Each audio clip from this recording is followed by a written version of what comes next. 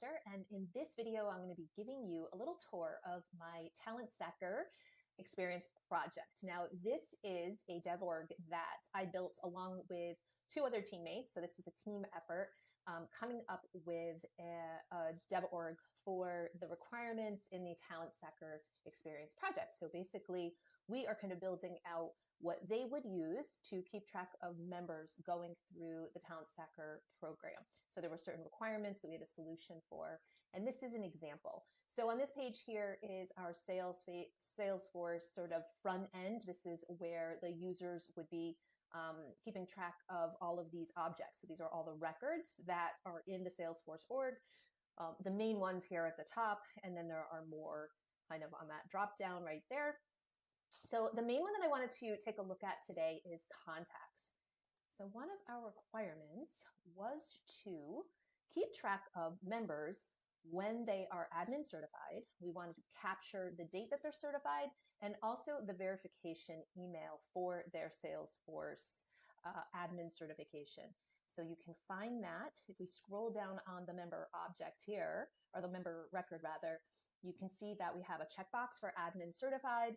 If the admin certified checkbox is checked, it's true, then it requires, there's a validation rule that requires the admin certification date and the certification verification email address. So the both of those would need to be included in order to then save this record.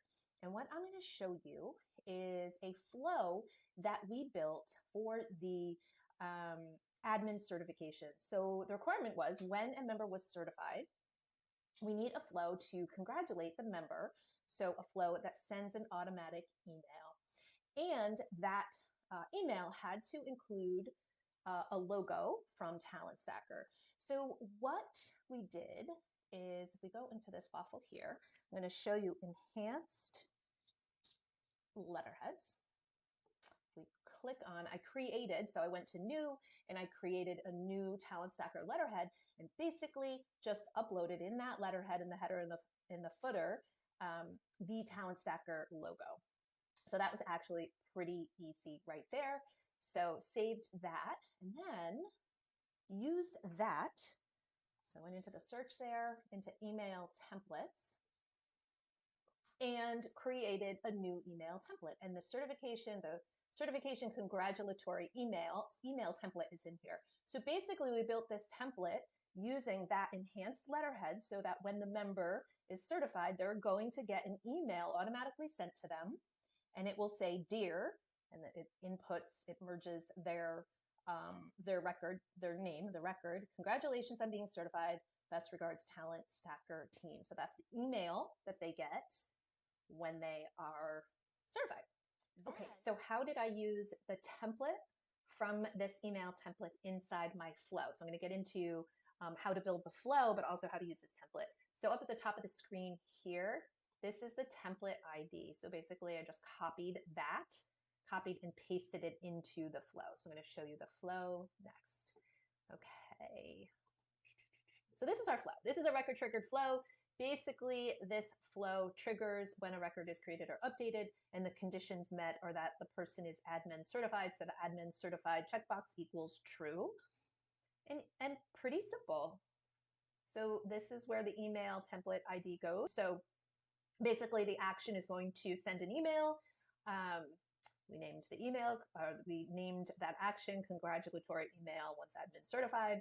Put the template ID in there, and then in here had the recipient ID and then the related record ID populated.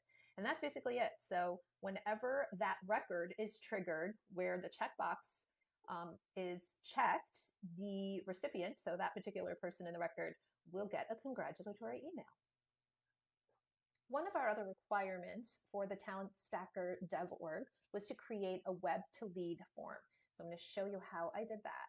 So in the back end here, if you search for lead, you come up to with the web to lead link, click on that, and you create a web to lead form. I'm not going to create a new one, but basically you just select the fields that you want included in your form.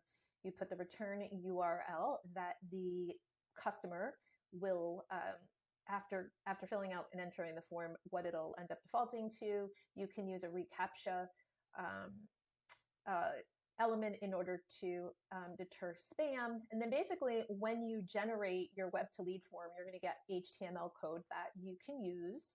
I'm going to show you where I used it. So what I did, I'm going to go to TalentStacker. Oh, actually, right here, I created an experience site within my TalentStacker dev org. So I'm going to click on that. I'm going to show you where it went. So basically I just created a very quick little like lead form page on the experience site, which is part of our TalentStacker dev org.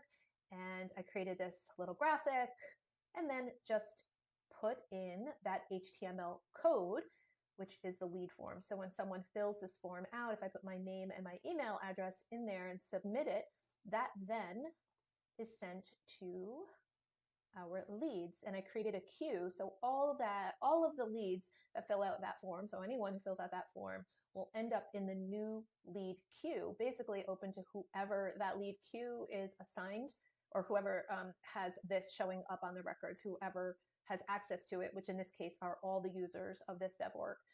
Basically their name and their whatever fields were populated on that lead form will show up here, and that will be a new lead. And that's the way that you can keep track of who your leads are in communicating with. So another assignment that I had in my TalentStacker project was creating the dashboards and reports. I'm just going to do a quick overview of that process and how I created that. Basically, I created reports for all of the criteria that were required. So I'm actually going to go there really quick here. So if I go into reports, I created folders for each of the roles that required different reports. So the system admin folder actually has all of the reports that I created. And then the other roles within the organization have separate folders for the reports that are pertinent to them, so that we could maintain some security and privacy. So the study group manager has reports that are just pertaining to the study group manager and their access. System admin has access to pretty much everything. So these are all of the different reports that were required that I created. And then I created dashboards for each and every one of those roles. So there's the system admin dashboard. There is experience project manager, study group manager, member review manager. And actually those were the 4 different ones. There were 2 people assigned to system admin roles. So their dashboard has all of the reports in it. And I'm going to click on that to show you the system admin dashboard, just to give you an overview of what that looks like. There are a lot of reports on here. So a lot of these metrics, we're looking at number metrics. So looking at how many members are signed up, how many members are certified. And all of these are showing up on that dashboard. Then we were able to also include ways to sort of filter out certain dates. So if we wanted to see how many admin certified people occurred this week, then we would click on that and it will show you the number for how many admins were certified this week. So you could change that.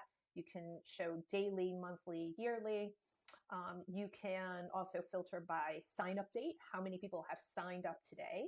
So that might be something that, you know, the system admin or the CEO or someone in executive management needs to know to keep track of how many, you know, how much business is coming in on the daily.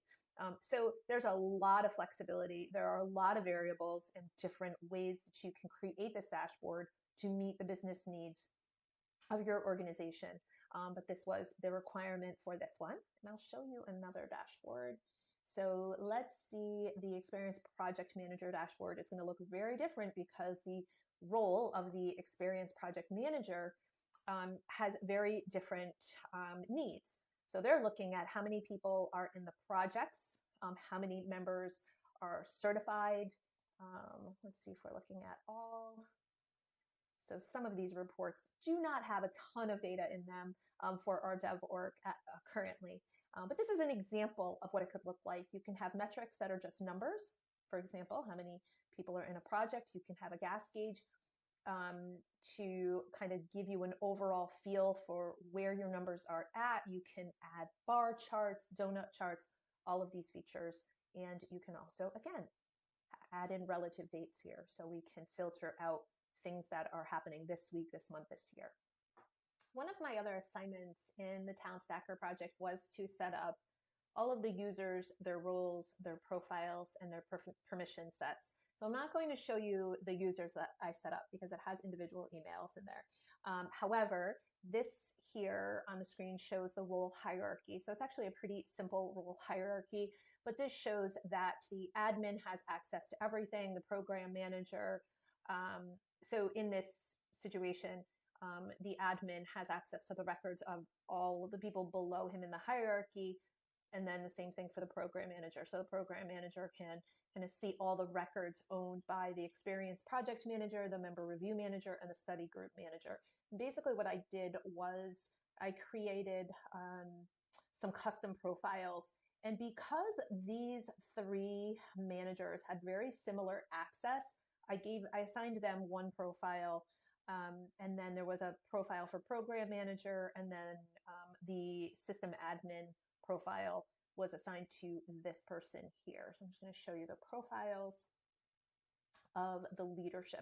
So there was leadership, who are those three manager roles, and then there is the executive management, which is the program manager role, and then the system admin. So the leadership, because they all had very similar access, basically had all of the same object settings, and I was able to assign the three people in those roles to that particular profile. And then what I did was I opened up permission sets. So I created some permission sets that sort of changed or gave them access to the things that they needed. So for instance, the study group manager had a permission set assigned to her that opened up access to the objects and fields that had to do with study group management.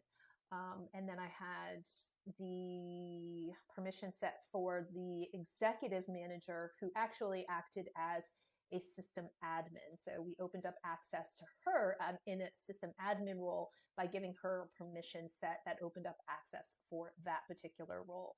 So that's basically how I set up the roles, profiles, and then extra permissions on this dev org.